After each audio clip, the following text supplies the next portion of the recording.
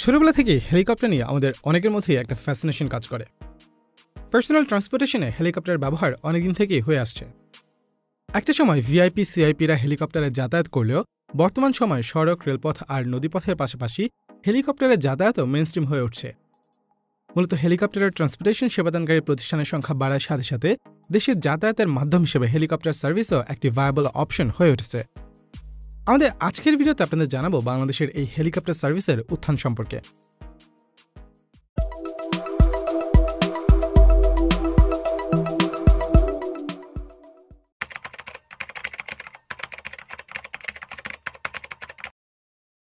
'50-এর দশকে তৎকালীন পূর্ব পাকিস্তানে তেল ও গ্যাস এক্সপ্লোরেশনের সময় প্রথমবারের মতো সিভিল হেলিকপ্টার সার্ভিস শুরু হয়। স্বাধীনতার পূর্বে 1963 সালে তৎকালীন পাকিস্তান ইন্টারন্যাশনাল এয়ারলাইন্স বিশ্বের সর্ববৃহৎ কমার্শিয়াল হেলিকপ্টার নেটওয়ার্ক ইন্ট্রোডিউস করে, যা ঢাকা থেকে 20টি রিজিওনাল শহরে স্কেডিউলড হেলিকপ্টার ফ্লাইট কন্ডাক্ট করত। তখন এই হেলিকপ্টার সার্ভিস ব্যবহার করার জন্য যাত্রীদের ঘণ্টা প্রতি মাত্র 25 রুপি খরচ হতো। যাই হোক, স্বাধীনতার পর বাংলাদেশের প্রথম চার্টার্ড হেলিকপ্টার সার্ভিস শুরু হয় 1999 সালে। সে বছর বেস্ট এভিয়েশন লিমিটেড একটি BK-117 হেলিকপ্টার নিয়ে বাংলাদেশে কমার্শিয়াল হেলিকপ্টার সার্ভিস দিতে শুরু করে। একই বছর সাউথ এশিয়ান এয়ারলাইন্সও সিভিল হেলিকপ্টার সার্ভিস দেওয়া শুরু করে। বর্তমানে সাউথ এশিয়ান এয়ারলাইন্সের মোট 8টি হেলিকপ্টার রয়েছে, যেগুলো তারা মূলত রেন্টাল বেসিসে অন-কল কর্পোরেট সার্ভিস দেওয়ার কাজে ব্যবহার করছে। 2000 সালে অ্যারো টেকনোলজিস লিমিটেড 2টি হেলিকপ্টার নিয়ে দেশে VIP commercial helicopter transportation service দিতে শুরু করে। 2009 সালে square group commercial helicopter service দেওয়ার জন্য স্কয়ার এয়ার লিমিটেড প্রতিষ্ঠা করে। বর্তমানে ভিআইপি থেকে শুরু করে ইন্টারন্যাশনাল ও ডোমেস্টিক সকল ধরনের প্যাসেঞ্জারদের যাতায়াতেও কমার্শিয়াল হেলিকপ্টার সার্ভিসের পাশাপাশি মেডিকেল সার্ভিসও দিচ্ছে square air limited. Square air লিমিটেডের হেলিকপ্টারগুলোর মধ্যে কিছু অ্যাম্বুলেন্স হেলিকপ্টার আছে, যেগুলো ইমার্জেন্সি রোগী ট্রান্সপোর্টের মতো জরুরি মেডিকেল সেবার পাশাপাশি ক্রুশিয়াল রোগীদের অন দ্য গো ট্রিটমেন্টের জন্য ওয়েল ইকুইপড। 2010 সালে বিআরবি গ্রুপের সাবসিডিয়ারি বিআরবি এয়ার দেশের চার্টার্ড হেলিকপ্টার সার্ভিস লঞ্চ করে। 2011 সাল থেকে 2016 সালের মধ্যে ধীরে ধীরে দেশের অন্যান্য কংগ্লোমারেটরাও নিজস্ব হেলিকপ্টার সার্ভিস ইন্ট্রোডিউস করতে শুরু করে, যার ধারাবাহিকতা 2011 সালে মেঘনা গ্রুপের সাবসিডিয়ারি হিসেবে মেঘনা এভিয়েশন প্রতিষ্ঠা করে প্রতিষ্ঠানটির নিজস্ব প্রয়োজনের পাশাপাশি কমার্শিয়ালি হেলিকপ্টার সার্ভিস দিতে শুরু করে। বর্তমানে কোম্পানিটির 4টি হেলিকপ্টার আছে। এছাড়া 2013 সাল থেকে Bangla international airlines helicopter service দিতে শুরু করে, যাদের ফ্লিটে বর্তমানে 2টি হেলিকপ্টার আছে। 2016 সালে বিল্ডিং কনস্ট্রাকশন লিমিটেড ইন্ডাস্ট্রিয়াল এরিয়াতে কর্পোরেট এয়ার ট্রান্সপোর্টেশনের জন্য হেলিকপ্টার সার্ভিস লঞ্চ করে BCL এভিয়েশন, যে পরবর্তীতে কমার্শিয়াল করা হয়। 2010 সালে বাংলাদেশের সর্বসাকুল্যে 7টি কমার্শিয়াল হেলিকপ্টার অপারেশনাল থাকলেও বর্তমানে 34টি হেলিকপ্টার অপারেশনাল রয়েছে।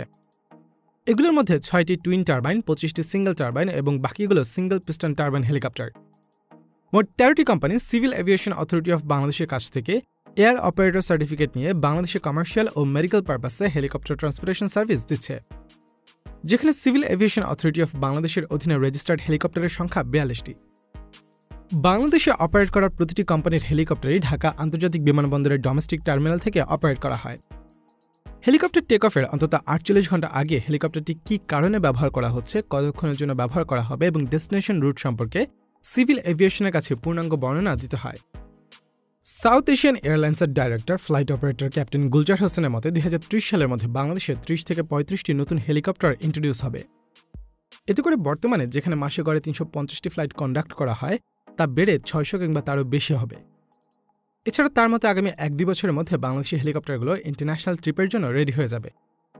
এতে করে বাংলাদেশের হেলিকপ্টার ট্রান্সপোর্টেশন ইন্ডাস্ট্রির গ্রোথের জন্য আরও একটি নতুন সম্ভাবনার সৃষ্টি হবে।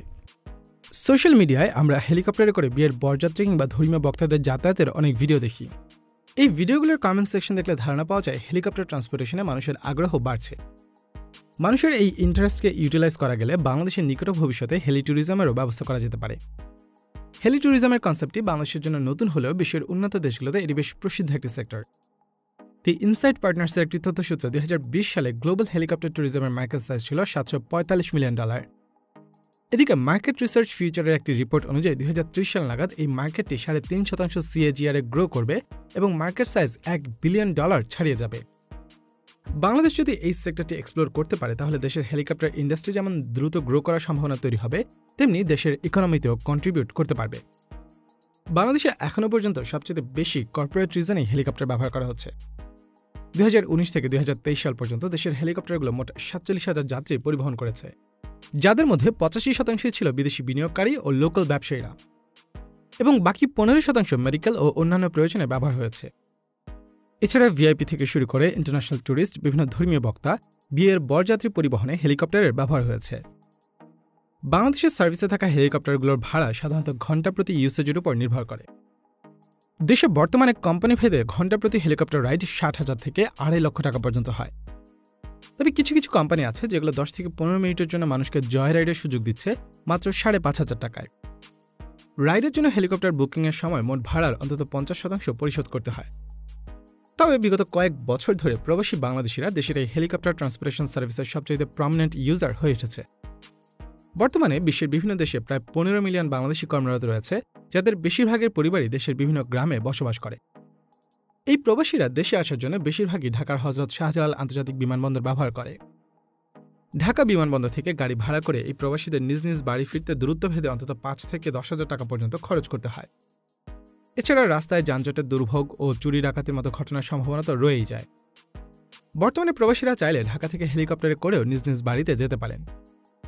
হেলিকপ্টারে যাতায়াতের জন্য ঘণ্টা প্রতি 75,000 টাকা ও ওয়েটিং চার্জ প্রতি ঘণ্টায় 10,000 টাকা করে চার্জ করা হয়।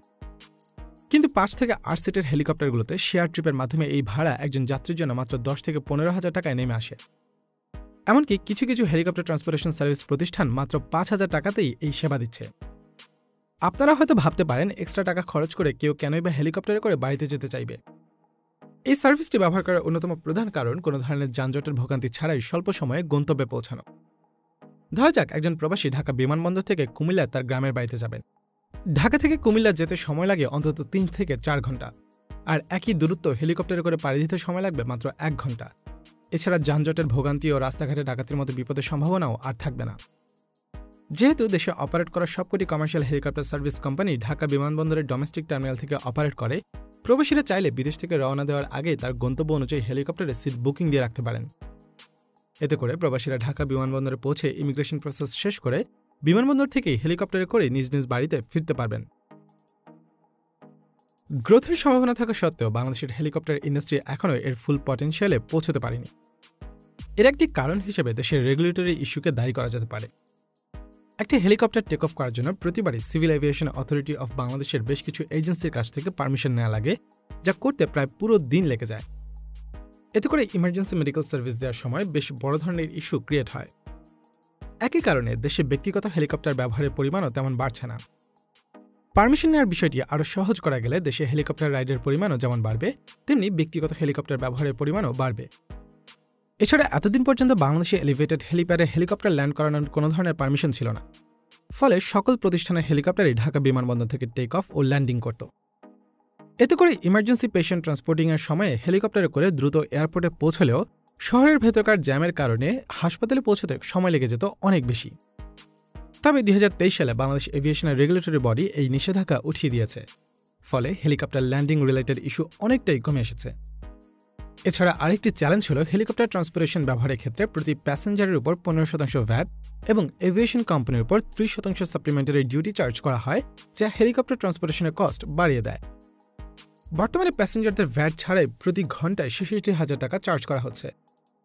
এই ভ্যাট এবং ডিউটির পরিমাণ যদি কমিয়ে আনা যায়, তাহলে দেশের মানুষ হেলিকপ্টার ট্রান্সপোর্টেশনে আরও বেশি আগ্রহী হবে, যা দেশের হেলিকপ্টার সার্ভিস ইন্ডাস্ট্রির গ্রোথে সহায়ক হবে। এছাড়া বাংলাদেশে এখনও হেলিকপ্টার ট্রান্সপোর্টেশনকে এক্সপেন্সিভ ও লাক্সারি সার্ভিস হিসেবে ধারণা করা হয়, যে কারণে আগ্রহ থাকার পরেও দেশের মানুষ এই সার্ভিসটি ব্যবহার করছে না। হেলিকপ্টার সার্ভিসকে যদি লাক্সারি সার্ভিস হিসেবে না ভেবে অন্যান্য ট্রান্সপোর্টেশনের মতো কমিউটার সার্ভিস হিসেবে প্রমোট করা যায়, তাহলে দেশের হেলিকপ্টার ইন্ডাস্ট্রি আরও বেশি গ্রো করবে বলে ধারণা করা যায়। তবে হেলিকপ্টার সার্ভিসের গ্রোথের সবচেয়ে বড় অন্তরায় হতে পারে বাংলাদেশের ট্রান্সপোর্টেশন ইনফ্রাস্ট্রাকচারের চলমান মেগা প্রজেক্টগুলো। বাংলাদেশ রিলেটিভলি ছোট একটি দেশ। ঢাকা থেকে 250 থেকে 350 কিলোমিটার দূরত্বের মধ্যেই দেশের সকল মেজর সিটি অবস্থিত, যা হেলিকপ্টার রাইডের জন্য পারফেক্ট ডিস্টেন্স।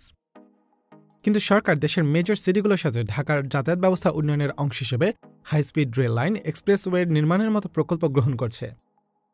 এতে করে মেজর সিটিগুলির সাথে যোগাযোগ ব্যবস্থার উন্নতি হতে থাকলে মানুষ ভবিষ্যতে হেলিকপ্টার সার্ভিস ব্যবহারে আর ইন্টারেস্টেড নাও হতে পারে।